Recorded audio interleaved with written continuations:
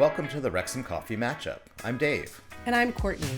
Each week, we'll take a few minutes to catch up on the latest news from Wrexham. From matchups to transfers, on and off the pitch, we'll share our takes on it all. So grab a coffee and join us. Hey, Dave. That was a big sigh to start with. I wonder why. Well, it's the end. This is our last ever episode. I can't do it anymore. That is not the truth. We are going to continue on. The season may be over, and a wonderful season it was. We will start with that. But what a wild day today of just matches in general. Not only the Wrexham match. So, I mean, it was a three-way race for second place, the automatic promotion position.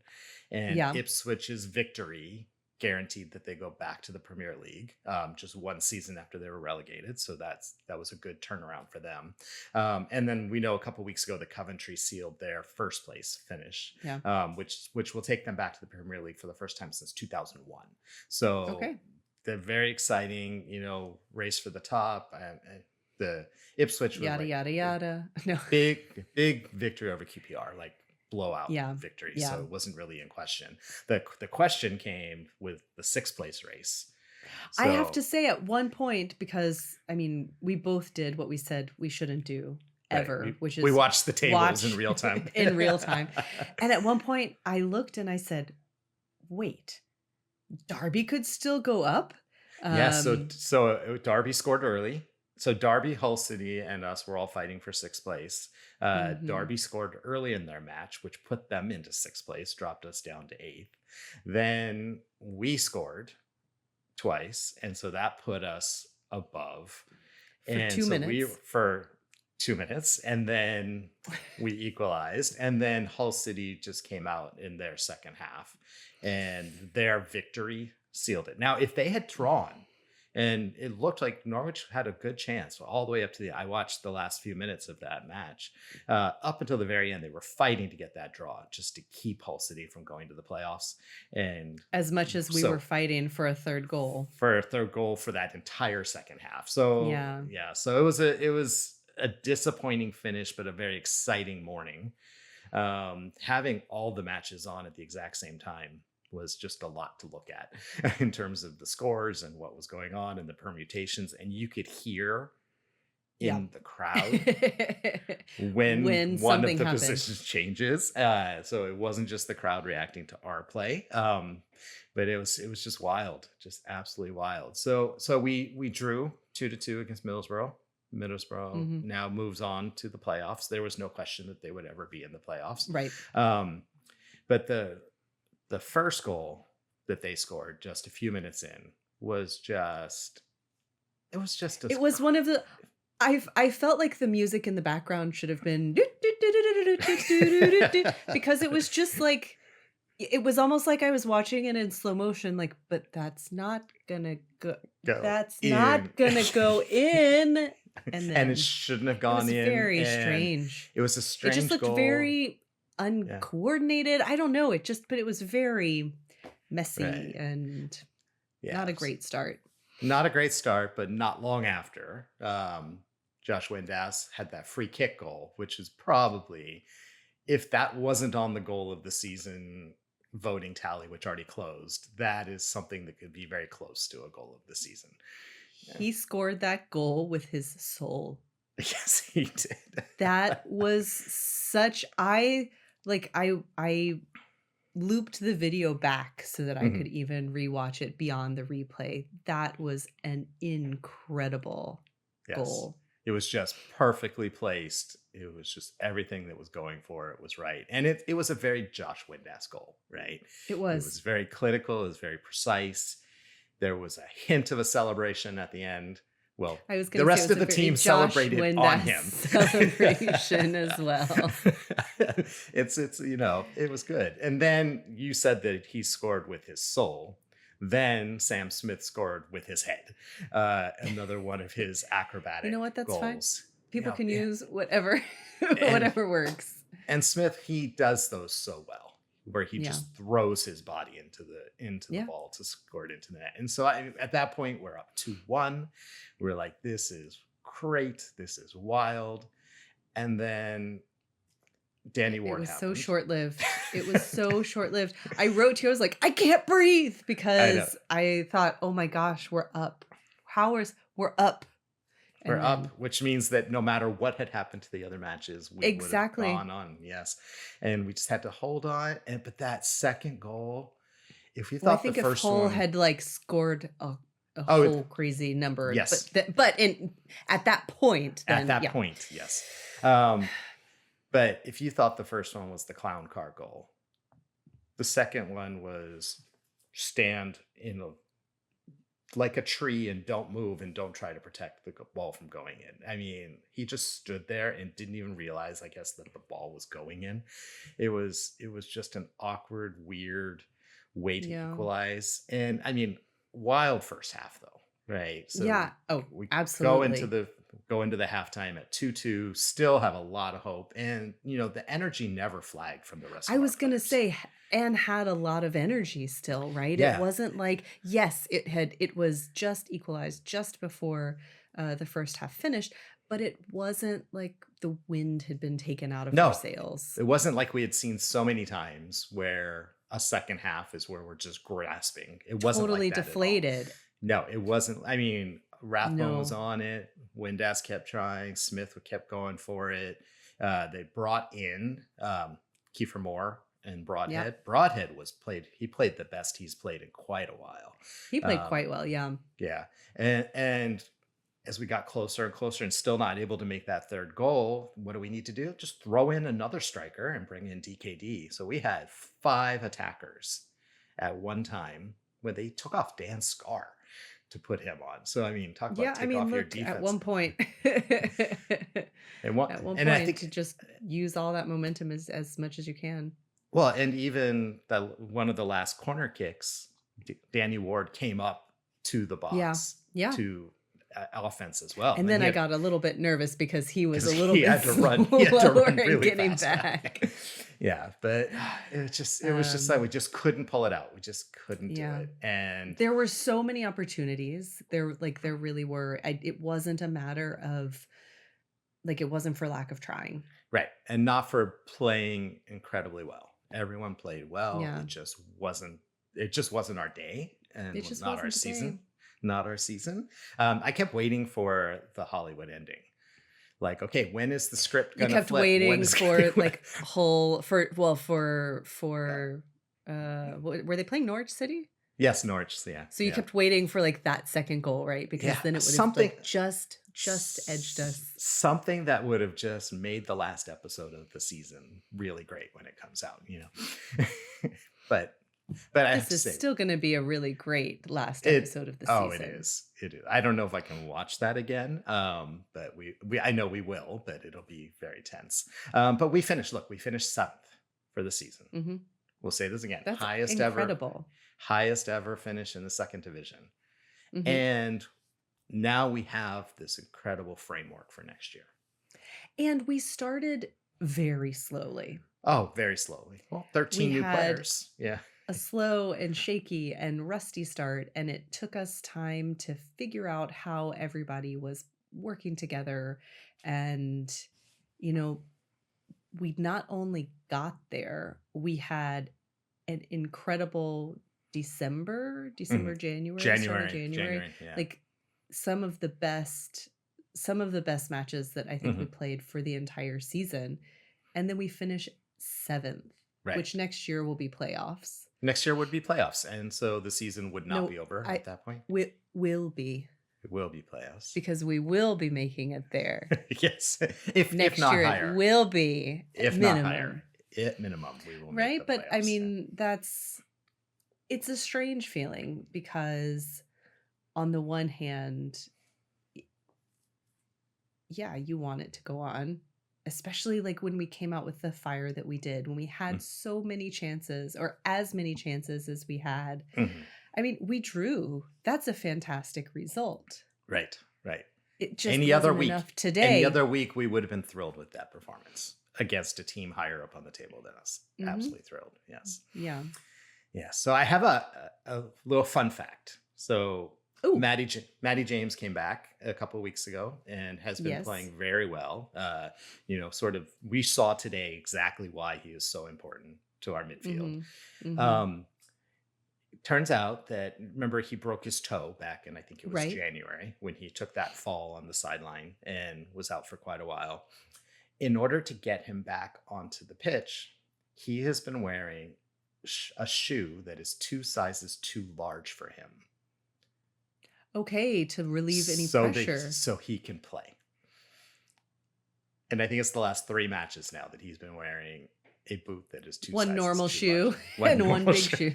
One clown shoe. Oh, you mean on the pitch? I thought you meant like in his everyday life. While playing, he's been wearing a shoe that's too large. Yeah. Now that's dedication and commitment, right?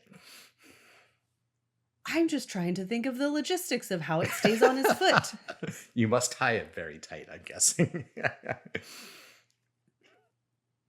Okay, I have like a whole lot of ideas going around in my head, but that's incredible during the match. Yep. That's dedication. Wow. That's new. Yeah. And we saw Ben Sheaf back today. That's we need you. There's no option. Yes. Yeah. But yeah, and we had Sheaf and Hyam on the pitch again at the same time. So back to that. It was just too bad that we didn't get them back sooner, because we had that blip in April that was just kind of a rough patch, and we brought it back at the end. So, but how great did Issa Kabore play today? Oh, recovered wonderfully from some of his previous performances, because he had a little bit of a dip there a couple weeks ago as well too, and he just was on fire. Because I mean, there was talk even as recently as 2 weeks ago. It's like, well, maybe we don't let him, extend his loan or sign him. Yeah. Just let him go back. And I think now the question will be, is he the right player for next year, or are they going to have to bring in someone else? Yeah. He was reminding everyone why we rewrote the lyrics to That's Amore. That's Kabore. So I was thinking we would save our season recap for next time. Sure. Right. So give us time to sort of think about everything. And there's also the awards ceremony. Emotionally process. Right. And the awards ceremony is on Sunday the 3rd. So we're filming on Saturday the 2nd, right after the match. So we're all still pretty raw and fresh. But I do have a question of the week for you. And so I'd like to hear what you just have to say, and then I'll share mine as well too. So if you had an immediate takeaway from the season, what would it be?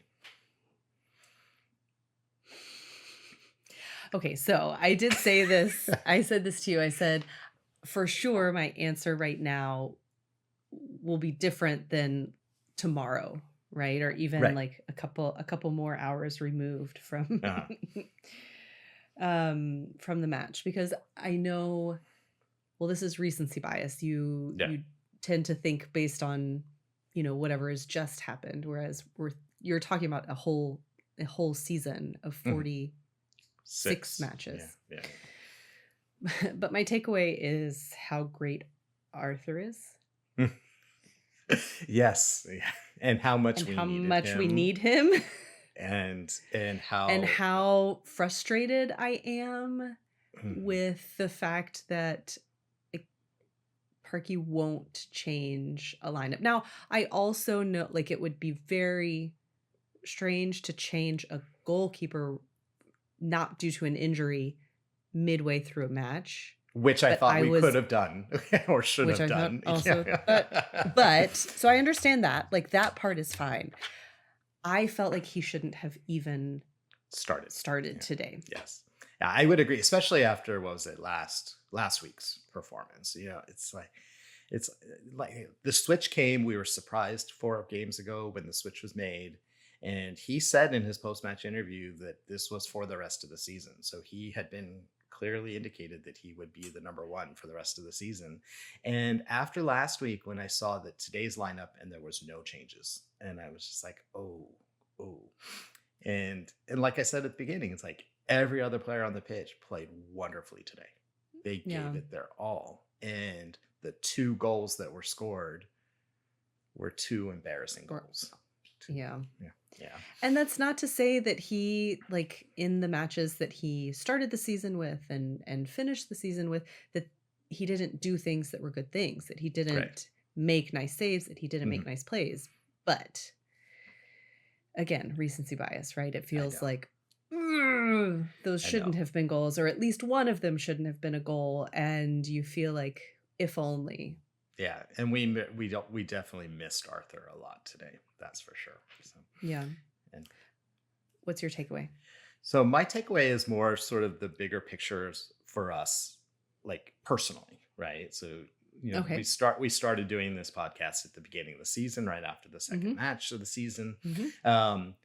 We've kind of learned the game in a much different way than we ever watched it before. But the thing that really has stuck with me is just some of these friends that we have made through the podcast and through the Blue Sky group, and just the quality of those friendships. They're not just a surface, hey, how you doing friendship. I mean, we sat in a chat group this morning while the game was going real time, and just had a wonderful experience that just makes me grateful for this whole thing. Yeah. And so just that alone makes That's me like look such a forward nice takeaway compared to mine. Well, you could do the deep one next time when we have the big season. No, and it's just nice because this season has really just been a bright spot. And remember, we said we started this because we both were looking for a bright spot in a difficult world, and I think we've been able to create that. And so I'm very appreciative of that whole thing and of the time we spent together now every week. Yeah. Me too. Yeah. Yes. This has been. We'll see each other. Which is why it was totally. I know. Which is why it was totally a joke when I say it's the last episode. It is the last episode of the regular season. And but we're continuing through the summer. We maybe not every week. But anytime there's anything to report on, we'll kind of figure out a schedule. But I did look at the sort of what's coming up over the summer. Okay. And so I've got it's a busy summer. It is a busy summer. So the championship schedule for next season actually comes out on June 25th.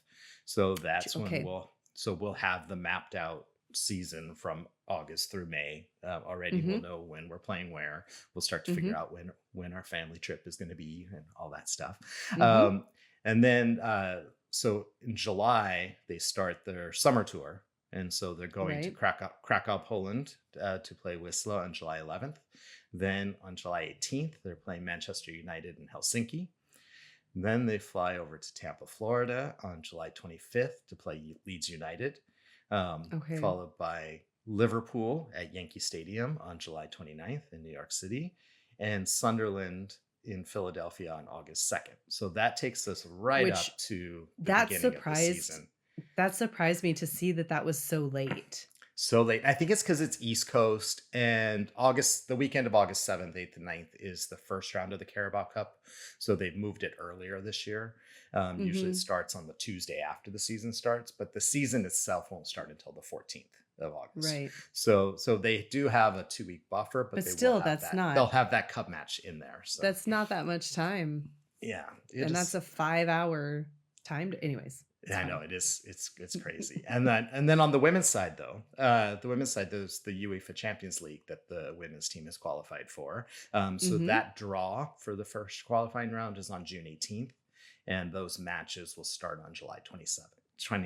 So if they make it through those early rounds, then they have to qualify into the later rounds because of the status of Wales in the rankings. But it's that complicated one that we'll look at it again over the summer and figure that one out. So we need time to wrap our heads around it. Yes, we do. But like you said, it's going to be a very busy summer, and it will be. We'll have lots to talk about. We'll have lots to talk about. And next week we'll come back and we'll kind of give our structured thoughts on sort of the season and some of the players, and we'll go a little deeper than just I miss Arthur, and which is a valid point for today. Yeah. I'll try to bring more sentiment as well. It was just fine. It's just fine. And I'll have my stoked coffee. So that's keep me going. Perfect. Well, that's all we have time for. Thanks for joining us this week. Please like, comment, and subscribe. You can also email us at wxmcoffeematchup@gmail.com. All one word. That's wxmcoffeematchup@gmail.com. Or you can follow us on Instagram and Blue Sky at wxmcoffeematchup. From the cop to your coffee cup, that's all for today's Wrexham Coffee Matchup. keep it brewing, keep it red, and as always, up the town.